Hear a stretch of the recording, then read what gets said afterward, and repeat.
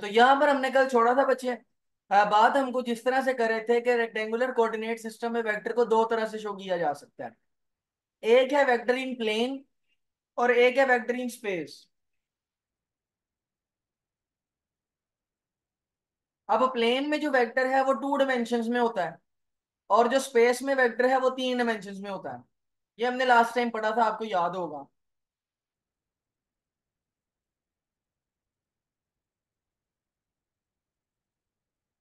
अब यहाँ पर वो ये कहता है, आप इस पैराग्राफ से अगर इसको स्टार्ट करते हैं, तवज्जो से देखिएगा।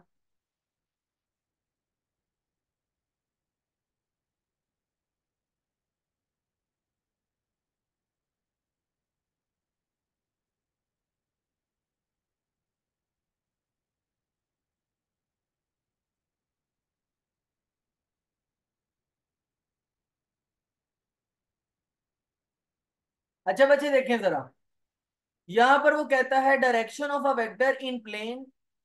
प्लेन में अगर आपने किसी वेक्टर को शो करना है, is denoted by the angle which the representative line of vector makes with the positive X axis in the anti clockwise direction. अब ये बड़ी ही मजेदार और बड़ी ही इंपॉर्टेंट बात है, आपने बड़ी तवज्जो से समझनी है ये बात।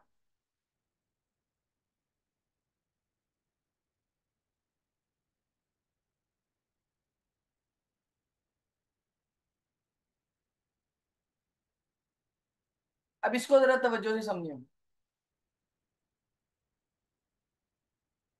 यहां पर वो आपसे ये कहता है कि अगर आपके पास कोई वेक्टर है, लेट से आप ये वाली डायग्राम को देखें, इस डायग्राम को। अब इसमें आप देखें तो ये एक प्लेन है, ये 2D प्लेन है, टू डायमेंशनल प्लेन है। क्योंकि इसमें दो ही एक्सिस हैं, एक पॉजिटिव एक्स एक नेगेटिव एक्स, और एक पॉजिटिव वाई और एक नेगेटिव वाई। तो ये जो वेक्टर है, अब ये किस में है? 2D प्लेन में। अब यहां पर मैंने एक 2D प्लेन में वेक्टर ड्रॉ किया, ये इस वेक्टर को उसने नाम दिया है वेक्टर डी। अब यहां पर ये वाला जो एक्सिस है, ये वाला, this is the positive X axis. अब ये जो आपने वेक्टर लिया है वेक्टर डी, इस वेक्टर का जो एंगल है वो आपने एक्स एक्सिस से लेना है एंटी क्लॉकवाइज डायरेक्शन में। यानी पॉजिटिव एक्स एक्सिस से लेना है एंटी क्लॉकवाइज डायरेक्शन में। अब इस बात को थोड़ा सा डिटेल में समझ लेते हैं।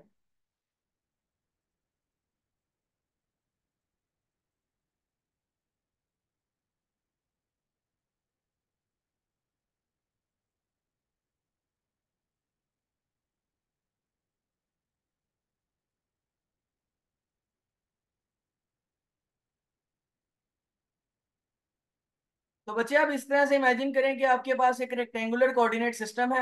हमने कल इसका नाम रखा था रेक्टेंगुलर कोऑर्डिनेट सिस्टम। और रेक्टेंगुलर कोऑर्डिनेट सिस्टम के अंदर हम यहाँ पर एक वेक्टर ड्रॉ करते हैं, और इस वेक्टर का नाम हम रख देते हैं वेक्टर डी। अच्छा, अब आपको इन एक्सिस का नाम आना चाहिए। ये वाला होता है पॉजिटिव एक्स एक्सिस, ये वाला होता है पॉजिटिव वाई एक्सिस, ये नेगेटिव एक्स और ये नेगेटिव वाई। अब यहां पर आपके पास ये वेक्टर आ गया वेक्टर डी। अब आपने अगर वेक्टर डी का एंगल बताना है, the angle of vector D, तो बच्चे आप एंगल ऑफ वेक्टर डी कैसे बताएंगे? तो बच्चे इसका तरीका ये है कि एंगल ऑफ वेक्टर डी हमेशा किस एक्सिस के साथ लेना है? Positive X axis. हमेशा किस एक्सिस के साथ लेना है? Positive X axis. और आपने किस डायरेक्शन में लेना है? एंटी क्लॉकवाइज डायरेक्शन में। समझ आ रही है बात? तो आप यहां पर जो एंगल है वो मेजर करेंगे पॉजिटिव एक्स एक्सिस से, और किस डायरेक्शन में? एंटी क्लॉकवाइज डायरेक्शन में। समझ आ रही है बात? तो अगर आपने यहां से एंगल थीटा मैयर करना है, तो आप इसका एंगल थीटा मैयर करेंगे in positive X axis, in anti clockwise direction. तो अगर आपसे वो पूछे कि अगर आपने वेक्टर डी का एंगल मैयर करना है तो किस तरह करेंगे, तो आपने याद रखना है कि from positive X axis in anti clockwise direction.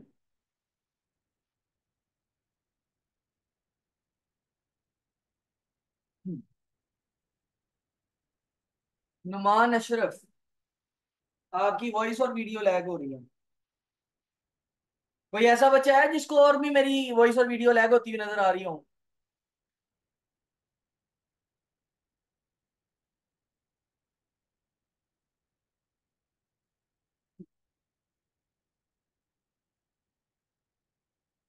Numan, अब अपने इंटरनेट को देखें, यहाँ पर तो आवाज ठीक आ रही है बच्चों की। अच्छा, बहरहाल जरा देखें, अब बात को तवज्जो से समझिएगा। अब यहाँ पर ये टेक्निकल भाषा में थोड़ी बात करने लगा हूँ, आंखें खोल के तवज्जो से समझना। मैंने ये कहा कि आपके पास कोई भी वेक्टर हो, उस वेक्टर का एंगल आपने मेजर करना है फ्रॉम पॉजिटिव एक्स एक्सिस, और किस डायरेक्शन में मेजर करना है? Anti clockwise. अब यहाँ पर देखें, लेट से आपके पास एक वेक्टर ये है, और इस वेक्टर का नाम हम रख देते हैं, फॉर एग्जांपल उसका नाम रखा था डी वेक्टर, इसका नाम रख देते हैं सी वेक्टर। तो मुझे बताएं कि आप इसका एंगल कहाँ से मेजर करेंगे? तो अब अक्सर बच्चे मुझे ये कहेंगे कि सर इसका एंगल हम यहाँ से मेजर कर सकते हैं, या इसका एंगल हम यहाँ से मेजर कर सकते हैं एंगल थीटा, या यहाँ से मेजर कर लें एंगल थीटा। तो नहीं बच्चे, आपने याद रखना है कि एंगल हमेशा किस एक्सिस से मेजर करना है? Positive X axis. और पॉजिटिव एक्स एक्सिस ये वाला है, आपने एंगल हमेशा यहाँ से मेजर करना है। और पॉजिटिव एक्स एक्सिस से आपने एंगल हमेशा किस डायरेक्शन में मेजर करना है? Anti clockwise direction. ठीक है। तो ये जो वेक्टर सी है, इसका एंगल आप कैसे मेजर करेंगे? तो आप इस पॉजिटिव एक्स एक्सिस से शुरू होंगे और ये एंगल मेजर करेंगे, यानी पॉजिटिव एक्स एक्सिस से ही आप इसका एंगल थीटा मेजर करेंगे। समझ आई बात? तो ये जो मैंने बात बताई है ना कि वेक्टर डी या कोई भी वेक्टर हो, उसका एंगल आप पढ़ेंगे फ्रॉम पॉजिटिव एक्स एक्सिस, और हमेशा किस डायरेक्शन में पढ़ेंगे? एंटी क्लॉकवाइज डायरेक्शन में। अब बिल्कुल इसी तरह अगर यहाँ पर आपके पास एक और वेक्टर आ जाए, और वो वेक्टर का एंगल कुछ या इस तरह वेक्टर बने वो, तो बच्चे अब आप ये एंगल ऐसे मेजर करेंगे, यानी पॉजिटिव एक्स एक्सिस से मेजर करना है और फिर वेक्टर तक लेकर जाना है। आप यहां से मेजर नहीं करेंगे, ये गलत हो जाएगा, ये तरीका गलत हो जाएगा, क्योंकि ये पॉजिटिव एक्स एक्सिस नहीं है। ये कौन सा एक्स एक्सिस है? Negative x axis. आपने इसको शुरू से मेजर करना है, यानी पॉजिटिव एक्स एक्सिस है, यहां तक आपका जो एंगल होगा वो कौन सा एंगल होगा? थीटा। समझ आई बात? तो अगर आपने किसी भी वेक्टर का एंगल मेजर करना है तो पॉजिटिव एक्स एक्सिस से करना है और एंटी क्लॉकवाइज डायरेक्शन में करना है। अगर ये बात क्लियर है तो मुझे ओके करें।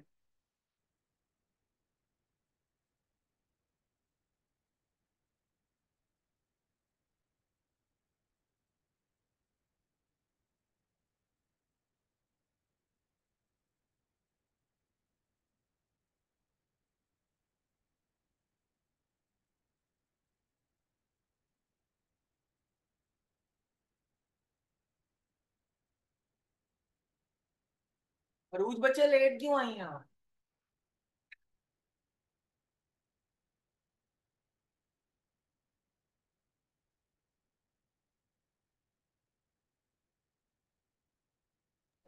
अस्सलाम वालेकुम सर, मैं घर पे नहीं थी, अभी आई हूँ। पानी भी नहीं पिया, मैंने क्लास ऑन किया है। लेकिन अब तो मैंने पॉइंट क्लियर भी करवा दिया, अब आप रिकॉर्डिंग में समझ लीजिएगा इसको। ठीक है। ठीक है, थैंक यू। अच्छा, इधर देखें जरा, तो मैं आपको एक दफा जल्दी से रिपीट करवा देता हूँ, बाकी फिर अगर कोई कसर रह जाएगी तो वो रिकॉर्डिंग में देख लीजिएगा। बाकी बच्चों को भी एक दफा रिवाइज हो जाएगा। मैंने ये कहा कि अगर कोई भी वेक्टर हो, फॉर एग्जांपल यहाँ पर मैंने ये वेक्टर बनाया है, वेक्टर डी। आपने इस वेक्टर का जो एंगल है वो मेजर करना है फ्रॉम पॉजिटिव एक्स एक्सिस, और किस डायरेक्शन में मेजर करना है? Anti clockwise. जैसे ये एक वेक्टर है, वेक्टर डी, तो इसका एंगल आपने इसी एक्सिस से लेना है, पॉजिटिव एक्स एक्सिस से, और किस डायरेक्शन में लेना है? Anti clockwise. यहां पर मैं आपको ये बात दोबारा से याद दिलाने के लिए बता दूं कि ये वाली जो डायरेक्शन होती है, इस डायरेक्शन को बोलते हैं clockwise. This direction, this direction is called clockwise. ठीक है जी। जबकि जो ये वाली डायरेक्शन है, this direction is called anti clockwise. समझ आई बात? तो अगर कोई भी वेक्टर है, फॉर एग्जांपल वेक्टर डी है आपके पास, तो उस वेक्टर की अगर आपने एंगल थीटा बताना है, तो एंगल थीटा बताने के लिए आप एंगल हमेशा किस एक्सिस से मेजर करेंगे? पॉजिटिव एक्स एक्सिस से। और किस डायरेक्शन में मेजर करेंगे? Anti clockwise. जैसे यहां पर ये वाला मेरे पास वेक्टर है, वेक्टर डी, तो मैं इसका एंगल यहां से मेजर करना शुरू करूंगा पॉजिटिव एक्स एक्सिस से, और एंटी क्लॉकवाइज डायरेक्शन में इसका एंगल थीटा मेजर करूंगा, जैसे मैंने ये किया है। बिल्कुल इसी तरह अगर ये मेरे पास एक वेक्टर आ जाता है, वेक्टर सी, तो इसका एंगल भी मैं पॉजिटिव एक्स एक्सिस से ही मेजर करूंगा, एंटी क्लॉकवाइज डायरेक्शन में। और अगर ये मेरे पास एक वेक्टर आ जाता है डी, इसका एंगल भी मैं इस तरह से एंटी क्लॉकवाइज डायरेक्शन में मेजर करूंगा। समझ आ गई बात?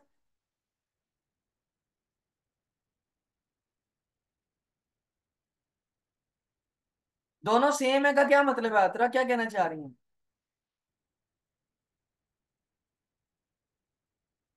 सर जो आपने क्लॉकवाइज और एंटी क्लॉकवाइज बनाया है वो दोनों तो आपने क्लॉकवाइज ही बना दिए हैं।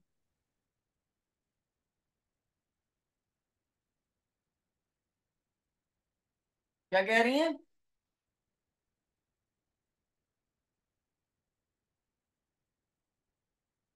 ये सर आपकी मर्जी है सर आपकी। चलिए, आपको उल्टा लगा होगा, आपको पैनिक लगी है ना, इसलिए मसले मसाइल हो रहे हैं।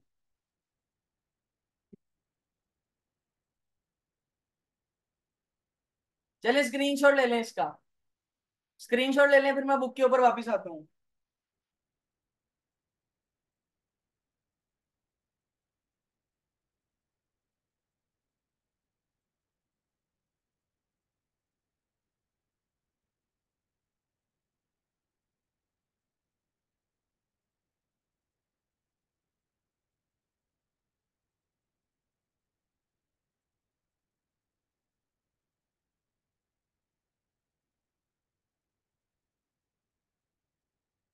जी बच्चे, अब आपको बुक नजर आ रही है सबको? कहता है the direction of a vector in plane is denoted by angle with the representative line of the vector makes positive X axis. यानी एंगल आपने किस एक्सिस के साथ बनाना है? Positive X axis. और किस डायरेक्शन में बनाना है? Anti clockwise direction. समझ आ गई?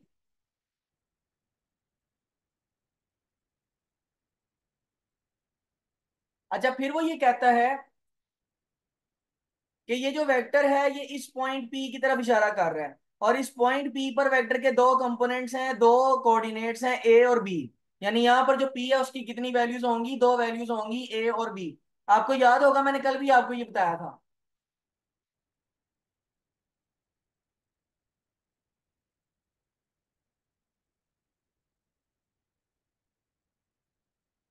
अच्छा बच्चे, तो ये जितना भी था ये था वेक्टर इन प्लेन। अगर आपने प्लेन में वेक्टर को डिस्कस करना है तो ये वेक्टर इन प्लेन। जबकि ये वाला जो पोर्शन है ये है एक्चुअली वेक्टर इन स्पेस।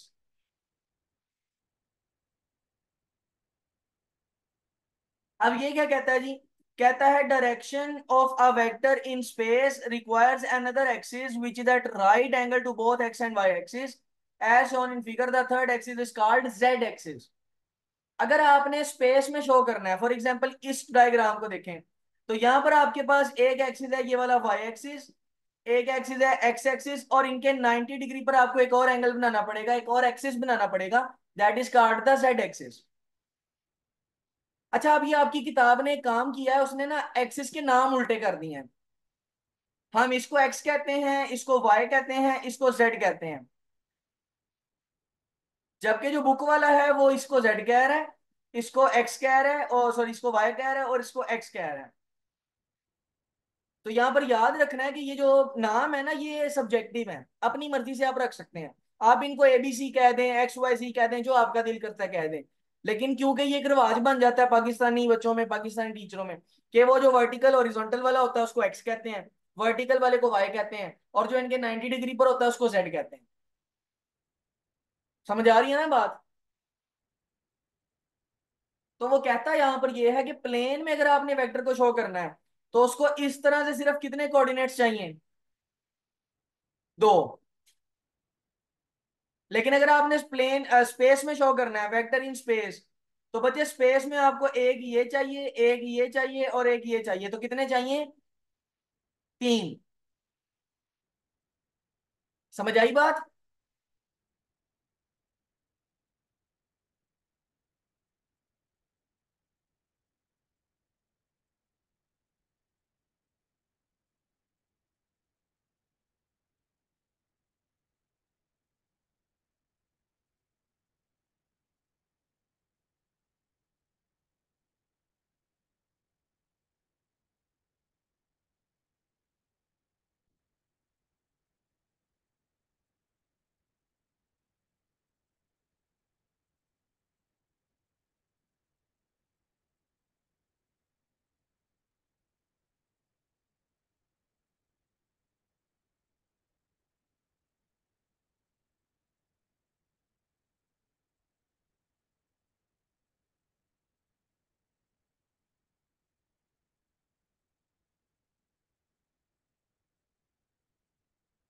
अच्छा बच्चे यहाँ पर देखें, अब ये जो है ना, ये आपको वेक्टर इन 3D स्पेस में समझाने के लिए ये डायग्राम दिखा रहा हूँ। वेक्टर इन 3D स्पेस, कल एसेंस फॉद का इसके ऊपर एक क्वेश्चन था, वो क्वेश्चन भी हम जरा डिस्कस करेंगे। पहले जरा आप यहाँ पर देखें, एक एक्सिस आपके पास ये है, इसको वो जेड कह रहे हैं। एक एक्सिस ये है, इसको वो वाई कह रहा है। और एक एक्सिस पेज से बाहर को है, और उसको वो क्या कह रहा है, एक्स। आप अपनी मर्जी से इनको जो मर्जी नाम दे दें, ठीक है ना। अब यहां पर ये उसने एक वेक्टर बनाया, और वेक्टर इस पॉइंट बी को शो कर रहा है। वेक्टर के पास देखें तो यहां पर कितने कोऑर्डिनेट्स आ रहे हैं, तीन। मतलब जो वेक्टर पॉइंट पी को शो कर रहा है उसके तीन कोऑर्डिनेट्स हैं, 2 3 एंड 5।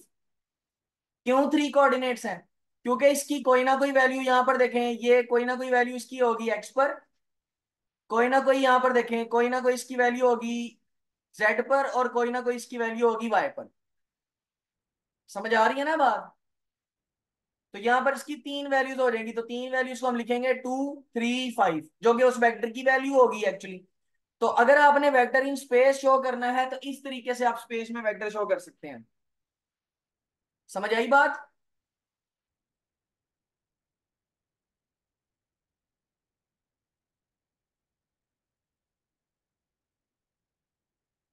इसका भी स्क्रीनशॉट ले लें जल्दी से।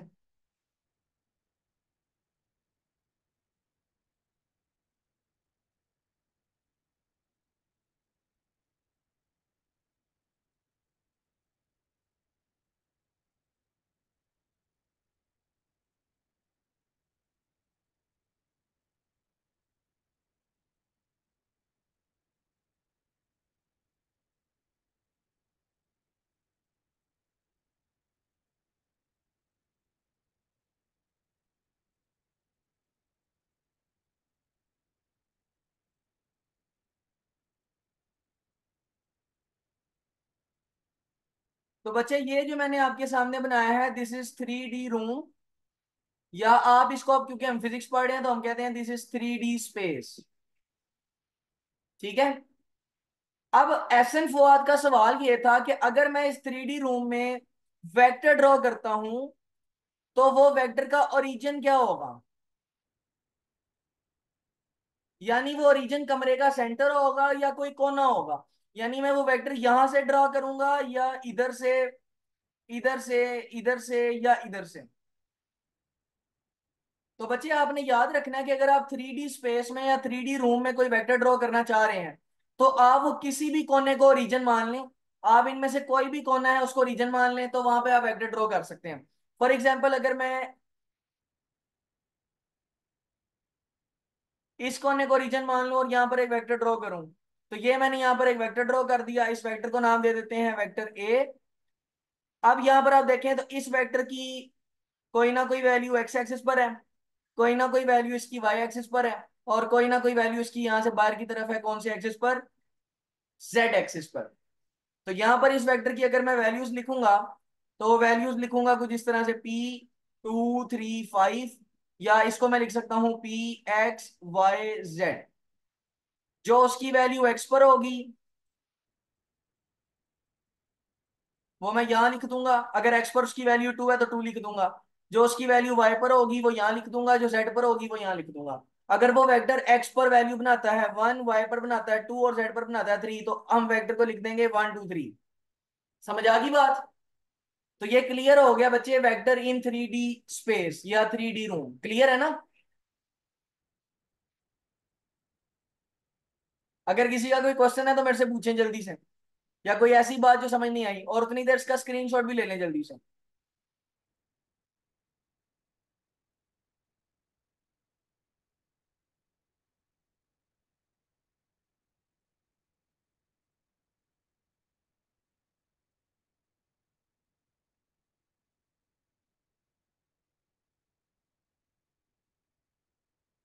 एहसन फुआद, आपका क्वेश्चन क्लियर हुआ है? ये मैंने आपके लिए समझाया।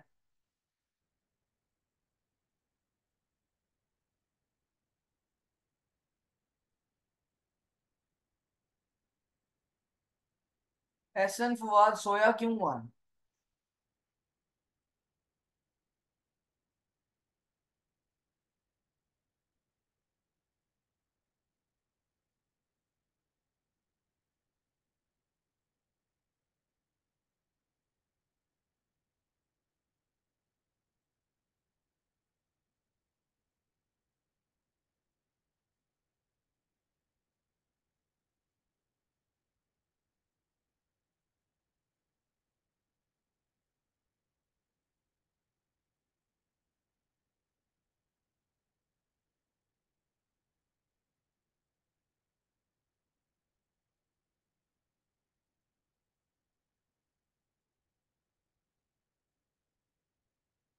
मैंने आपसे ये पूछा कि आपको मेरी बात समझ आ गई है, ये जो मैंने 3D रूम में वेक्टर बनाने का तरीका सिखाया।